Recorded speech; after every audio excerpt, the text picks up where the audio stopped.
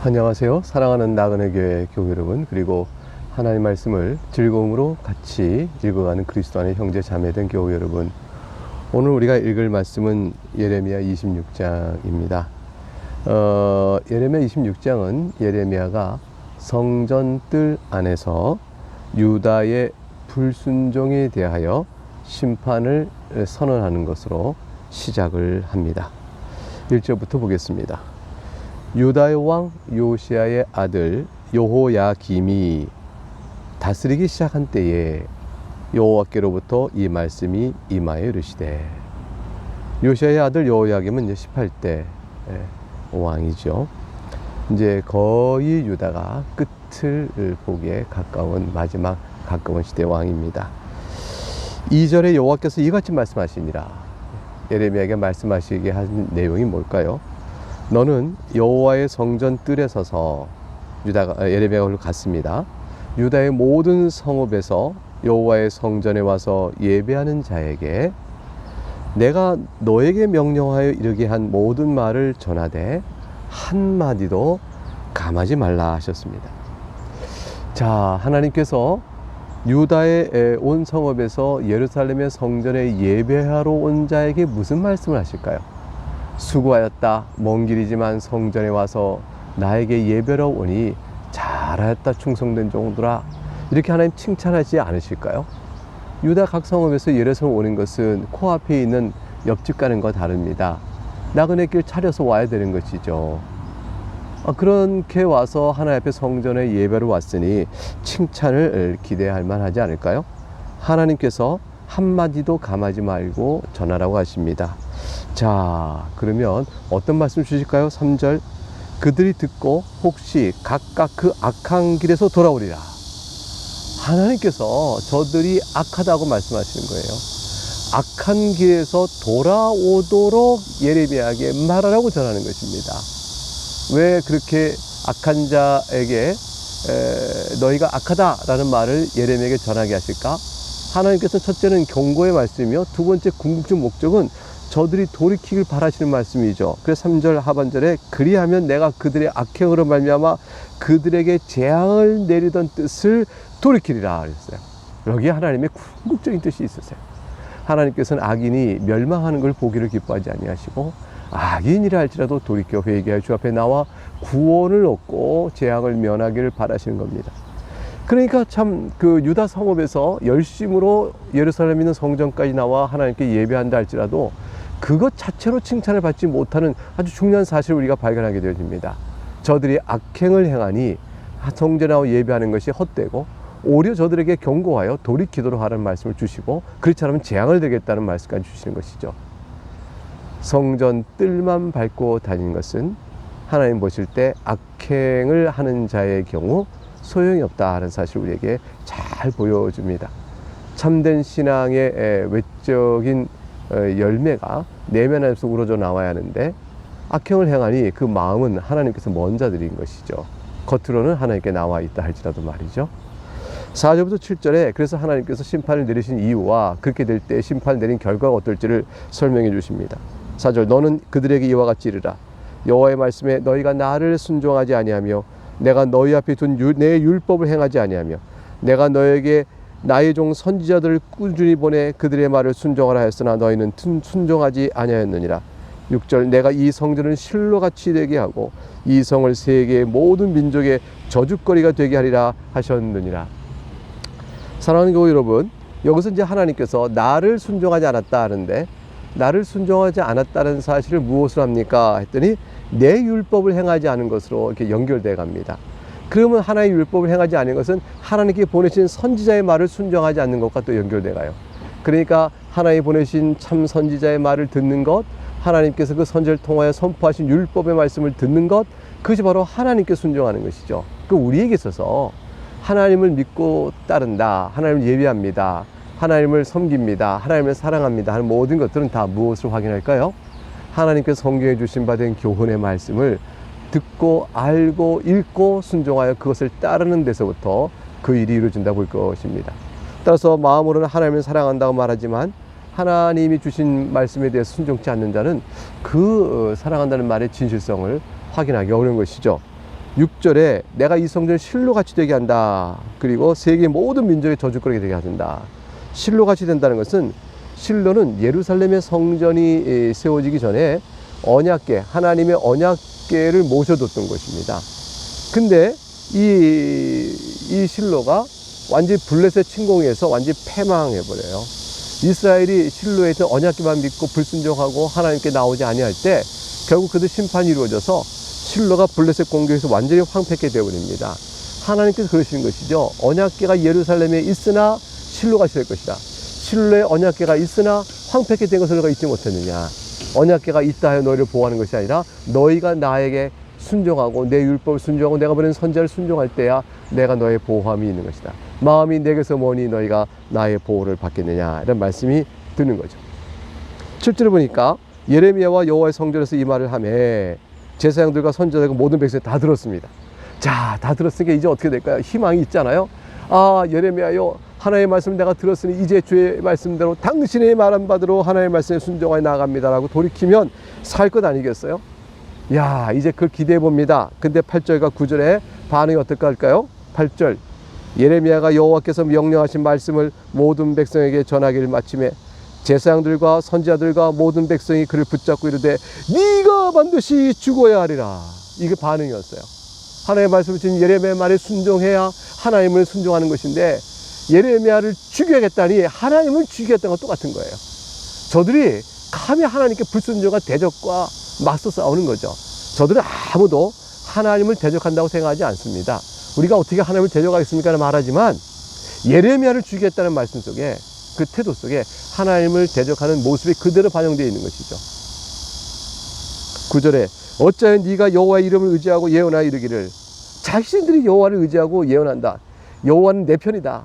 여호와의 권위는 우리가 쓴다. 이런 생각하고 있는 거죠. 예레미야가 여호와의 이름을 의지하고 그 여호와의 권위에 의해서 이 성전이 실로같이 되겠고 이 성이 황폐해 주민이 없으리라 이렇게 말하니, 이거는 듣지 못하겠다. 네가 여호와의 이름을 망령되이 일컫는다고 예레미야를 죽이고자 하는 것이죠.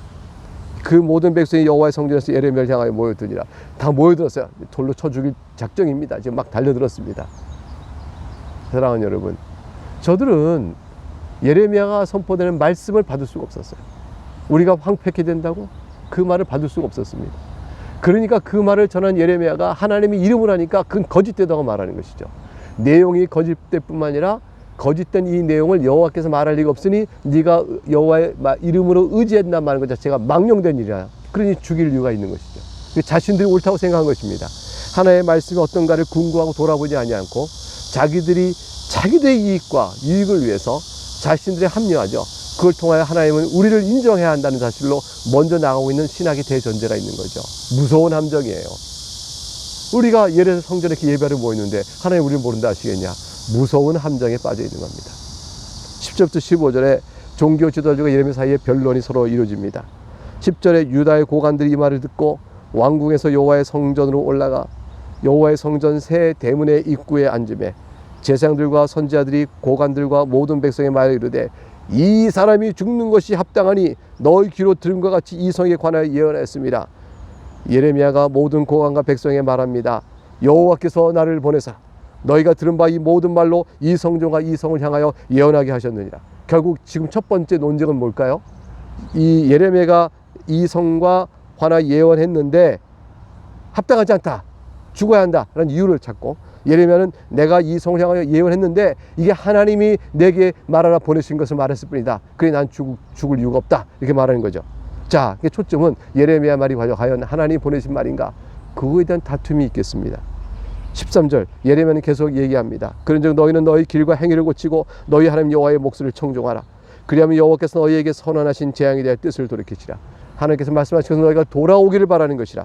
보라, 나는 너희 손에 있으니 너희 의견에 좋은 대로 옳은 대로 하려니와 너희가 나를 죽이려면 죽이겠구나. 15절에 그러나 너희는 분명히 알아라. 너희가 나를 죽이면 너 반드시 무지한 피를 너희 몸과 이 성과 이 성 주민에게 돌리는 것이니라. 이는 여호와께서 진실로 나를 보내사 이 모든 말을 너희 귀에 말하게 하셨습니다. 자, 다툼은 여호와께서 보내신 자의 말이냐 아니냐 하는 것이었습니다. 너희가 이 성에 대한 예언이 듣길 원하고 또 듣기 싫은 것이라 할지라도, 듣기 원치 않고 싫은 것이 할지라도 내가 하나님께서 보내신 자가 틀림없다면 넌 내 말을 들어야 한다. 그 말은 돌이켜 회개할 주 앞에 나와 이 재앙을 피하라는 말이니 어찌하여 너희가 머뭇거리겠느냐라는 것이죠. 이제 이 말을 듣고 고관들이 판결합니다. 이제 형사법, 시민법적 판결은 고관들이 하는 것이니까요. 근데 하나님 말씀 보니까 고관들과 16절에 모든 백성이 제사장들과 선지자들에게 이르되 이 사람이 우리 하나님 여호와의 이름으로 우리에게 말하였으니 죽일 만한 이유가 없느니라. 에레미야가 여호와의 말씀을 받아 말한 것이 참이라는 사실이 인정이 되었습니다. 그래서 죽일 이유가 없느라고 생명을 건질 수 있는 기회를 얻게 됐죠. 17절 그러자 그 지방의 장로 중 몇 사람이 일어나 백성의 온 회중에게 말하기를, 이제 판례를 지시해요. 18절 유다의 왕 히스기야 시대에 모레셋 사람 미가가 유다의 모든 백성에게 예언하여 이르되 만군의 여호와께서 이와 같이 말씀하셨느니라. 시온은 밭같이 경작지가 될 것이며 예루살렘은 돌무더기가 되며 이 성전에 사는 산당의 숲과 같이 되리라 하였으나 유다의 왕 히스기야와 모든 유다가 그를 죽였느냐? 히스기야가 여호와를 두려워하여 여호와께 간구하며 여호와께서 그들에게 선언한 재앙에 대하여 뜻을 돌이키지 아니하셨느니라. 우리가 이같이 하면 우리의 생명을 스스로 심히 해롭게 하는 것이냐.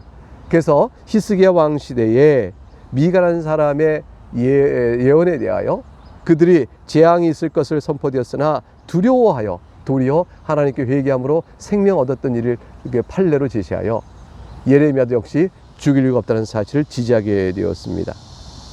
근데 20절부터 23절에 가게 되면 반면에 하나님의 말씀을 전했다가 죽음을 당한 자의 예가 또 하나 나와요.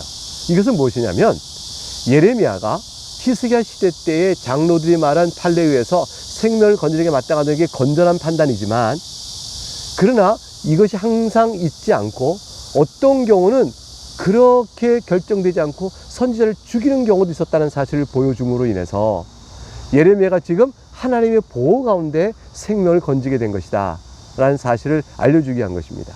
자, 그럼 어떤 경우에 하나님의 말씀을 전한 선지자가 결국 죽임을 당했을까요? 20절부터 볼까요? 또 여호와의 이름으로 예언한 사람이 있었는데 곧 기럇 여아림 스마의 아들 우리야라.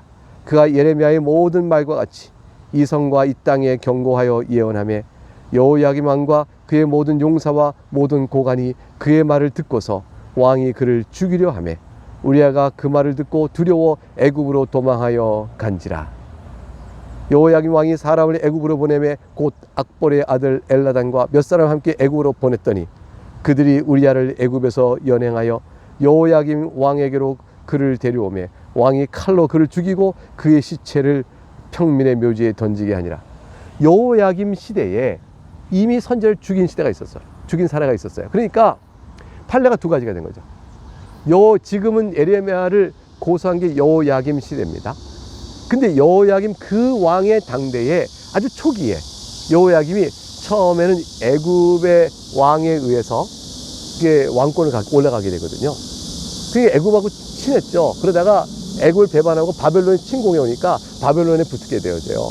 그러니까 애굽하고 아직 관계가 좋았을 그 당시예요. 그때에 선지자가 하나님이 시온을 황폐케 되리라 하고 예레미야가 예언했던 것과 비슷한 예언을 먼저 주셨어요. 그랬더니 여호야김이 이를 죽이려고 한 거죠. 그래서 이 선지자가 애굽으로 도망갑니다. 애굽으로 도망가는데 애굽하고 여호야김 사이가 좋았거든요. 그래서 그냥 잡아서 죽여버린 겁니다. 그게 여호야김 시대에 있었어요.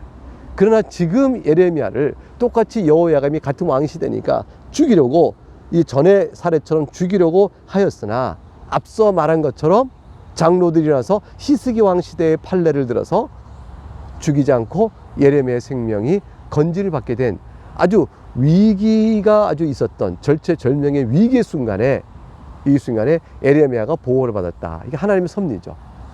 결국은 인간 일 속에서 이게 여호야김 시대의 앞선 선례를 따르면 예레미야를 죽일 수 있는 상황이었고, 히스기야 왕 시대에 좀 멀리 떨어졌지만 그때 따르면 살릴 수 있는 상황 속에서 예레미야가 생명을 건졌다는 것은 하나님께 살아계셔서 그의 선지지 예레미야를 보호하셨다는 사실을 보여주는 거죠. 오늘 본문은 그 사실을 뚜렷하게 보여줍니다. 자, 그래서 예레미야의 운명은 어땠을까? 24절이 설명하죠. 사반의 아들 아히감의 손이 예레미야를 도와주어 그를 백성의 손에 내어주지 아니하여 죽이지 못하게 하니라. 결국 이 아히감이라는 사람은 예루살렘을 나중에 이제 바벨론 왕 느부갓네살이 와서 함락시키잖아요. 함락시킨 다음에 남아있는 사람들을 추스려서 그 지역을 총독으로 누구를 하나 세웁니다. 총독으로 세운 그다랴가 아히감의 아들이에요. 그러니까 아무나 총독을 세웠겠어요? 정치적 세력이 있는 사람 중에서 세웠죠. 그러니까 아히감은 당대에 정치력이 있었던 그다음 그 유대 사회에 지도력이 있었던 사람이죠. 실력자였던 거죠. 하나님께서는 아히감의 입을 통하여 24절 본 것처럼 아히감의 판단이 여호야김의 그 앞선 살례가 아니라 히스기야 때 살례를 받아들여서 예레미야를 손대지 못하도록 보호하는 일에 사용하셨다는 것입니다. 결국 하나님께서는 자신의 종을 어떨 때는 죽음을 당하는 일도 있겠죠. 애굽으로 도망간 선지자는 좀 잘못했어요. 왜냐하면 그때 여호야김이 자기를 치료한다 할지라도 죽음은 죽으려 하고 애굽으로 의지해 도망갈 것은 아니에요. 애굽이 나를 보호할 것이라고 갈 것은 아니었어요. 정치적으로 외교적으로도 여호야김이 애굽과 관계가 좋을 때 애굽으로 도망가서 자기 생존을 도모할 수 있었겠어요. 그러니까 판단을 잘못한 거죠. 하나님께 매달려 엎드렸으면 혹 몰랐었겠죠. 인간은 때때로 자신이 스스로 생명을 구하려고 판단을 이렇게 해보지만 사실은 그 판단에 실수나 착오가 있게 되는 거죠. 우리는 하나님을 의지하고 하나님께 나가야 합니다.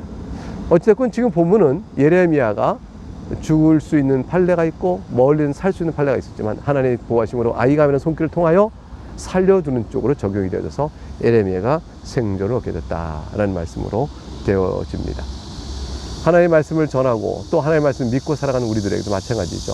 어떨 경우는 억울함을 당하고 어떨 때는 또 그 가운데서 살 길을 얻게 되는 하나님의 섭리가 우리 가운데 있게 됩니다. 날마다 주의 은혜 가운데 우리가 살아가며 생각하면서 또 예레미야의 다음 이야기를 내일 다시 또 만나서 살펴보도록 하겠습니다. 주 안에서 평안하시기를 주의 이름 축복합니다. 감사합니다.